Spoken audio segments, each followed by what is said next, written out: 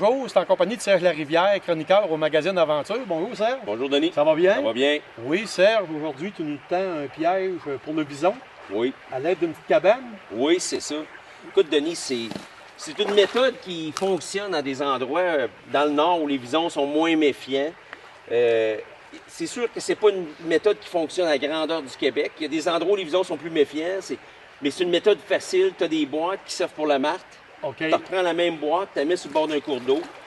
Parce qu'un vison, c'est méfiant. Ça peut arriver qu'il rentre pas dedans. C'est ça. Les visons, c'est soit la méfiance ou ils n'ont pas faim, fait que tu mets un appât, ils n'ont pas nécessairement toujours la tendance d'y aller. Donc, il y a des trappeurs qui ont du succès avec ces cabanes-là, il y en a d'autres qui n'ont moins. Et les gens qui ont du succès, c'est presque tout le temps les gens du Nord, en Abitibi, la Côte-Nord, tout ça. OK. Ouais. OK. Mais c'est une méthode qui fonctionne partout à différents degrés quand même. Puis simple et tendre. Très simple. Puis ici, on attend tout près d'un ponceau. C'est ça. C'est naturellement un endroit où on n'est pas loin des chemins, mais c'est pas grave, c'est là qu'ils sont. Exactement. Puis ici, on a des pistes sur la berge. C'est plein de pistes. On a filmé tout à l'heure, c'est plein de pistes de visons. C'est ça. Puis il n'y a pas vraiment d'autres endroits pour tendre. Fait que si j'ai une boîte, je l'essaie, je vais mettre du poisson dedans, un déchet de canard, des plumes, un leurre visuel, c'est bon. Puis je vais utiliser un piège de grosseur 120, donc un piège en X de grosseur 120, 4 pouces par 4 pouces. Puis là, Denis, je vais te faire remarquer le petit... C'est un 220, ça. Un 120. 120, 200, ça. Exactement. 120. Je te fais remarquer le petit fil que j'ai mis entre les fourchettes. Un petit fil de laiton? Un petit fil de laiton parce que les visons ont tendance à se faufiler à travers les pièges facilement.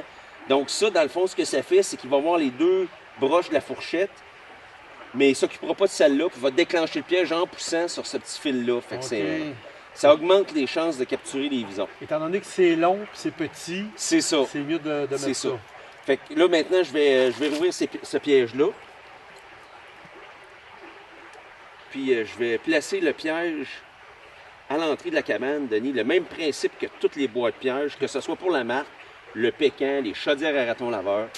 Le même principe, à la différence que je vais mettre la détente par en haut pour vraiment donner l'efficacité à mon petit fil que j'ai fait. Puis là, encore une fois, tu remarques, le piège est complètement au fond, il est protégé de la pluie, de la grêle, de n'importe quoi. J'ai mis une bonne roche sur ma boîte. Pour la tenir là. Ouais, pour être sûr que si l'eau monte, elle reste là. Exactement. Puis là, c'est sûr que je vais attacher mon piège en X après une racine, après quelque chose de plus solide, pour être sûr que...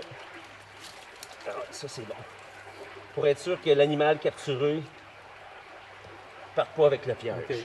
Puis qu'est-ce que tu mets comme appât au fond? Pour le vison, du poisson, des déchets de canard, des déchets de perdrix. Tous les chasseurs de nid ont plein d'appâts, naturellement de par leurs activités. Si tu chasses le chevreuil, tu gardes tes abats. Tu chasses le canard, la perdrix, le lièvre, tout ça, ça fait des bons appâts. Donc pour le vison, le poisson, les canards, c'est le top. Tu n'as pas besoin de mettre de l'heure?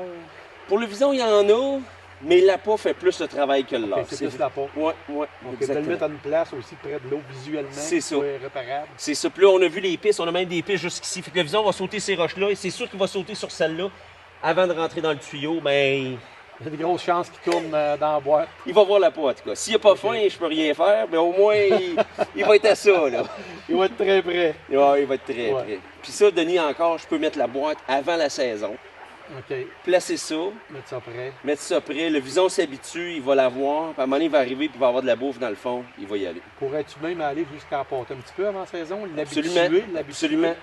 2-3 fois, t'en mets dedans quand le trappage rouvre. Exactement. T'es prêt, tu le rouvres. Les déchets de truite, les déchets de doré. Quelqu'un qui va en pêche, qui garde les têtes de truite, tout ça, ça fait des excellents appâts pour le vison aussi.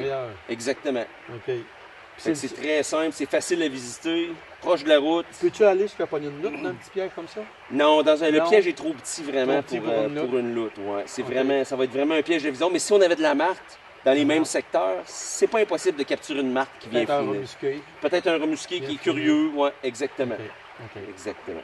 Ben, merci Serge, ton truc. Ça me fait plaisir.